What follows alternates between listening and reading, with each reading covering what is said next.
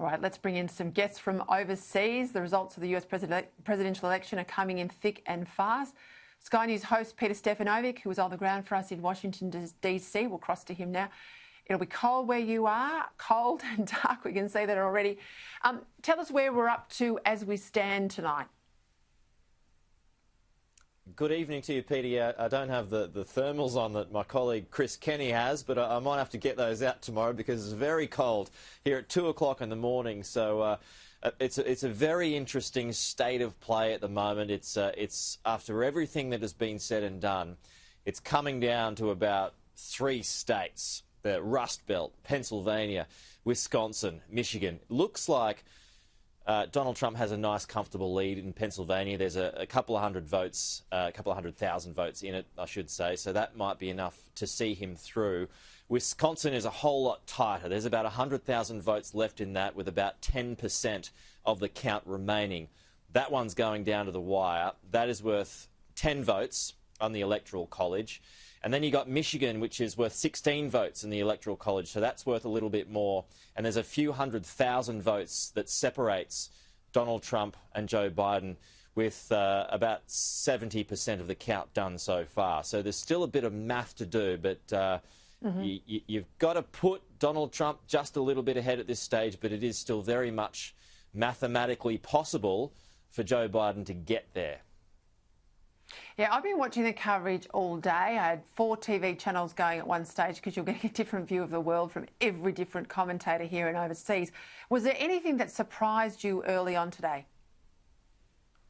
It's got to be Arizona, and it's not over yet. Arizona is still in play for the Republicans, but this is a big state that the Republican. It's been a red state, a Republican lock for a long time. The only time that the Democrats have been able to get it in recent history was when Bill Clinton grabbed it in '96. Other than that, it's something that the Republicans have always been able to count on.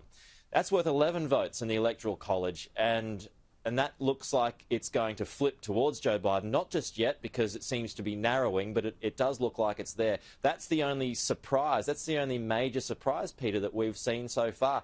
Otherwise, it's all fairly similar to how the electoral map was 4 years ago. Well, just on that one on Arizona, there's a McCain play out there, isn't there? Yeah, there is. John McCain, of course, the senator from Arizona. He didn't get along with Donald Trump. The feeling was very much mutual.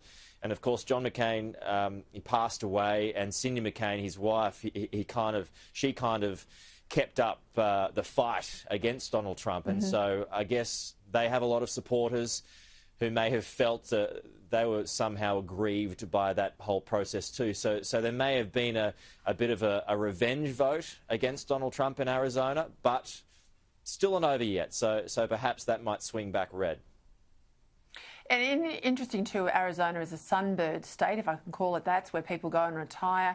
I don't know how much COVID might have played out there, but you'd similarly think if it was playing out as an issue in a sunbird state like Arizona, it would be playing out in Florida. And of course, Florida went with the president. Really interesting, yeah. And Florida, one of the most interesting battleground states, the mother of all swing states, really. Florida is worth 29 votes in the Electoral College, and the reason why it's so interesting is because you got so many different big voting blocks in Florida. You've got the seniors and the retirees, you've got the Latino vote, you've got the African American vote, you've got the millennials. They're all there in a big melting pot. But the reason why Donald Trump was able to pick up a state like Florida 4 years ago is because he appealed to the seniors and the retirees. But fast forward 4 years to now, and coronavirus is taking hold, and Florida is the 5th worst performing state across the country when it comes to coronavirus. And so I had suspicions that that might be a big negative for Donald Trump this time around. I thought the senior vote might well turn against him because of his reaction to coronavirus, but it seems like that wasn't the case because he's picked it up again. All right, Pete Stefanovic, thank you. Keep warm. We'll come back to the US in just a moment.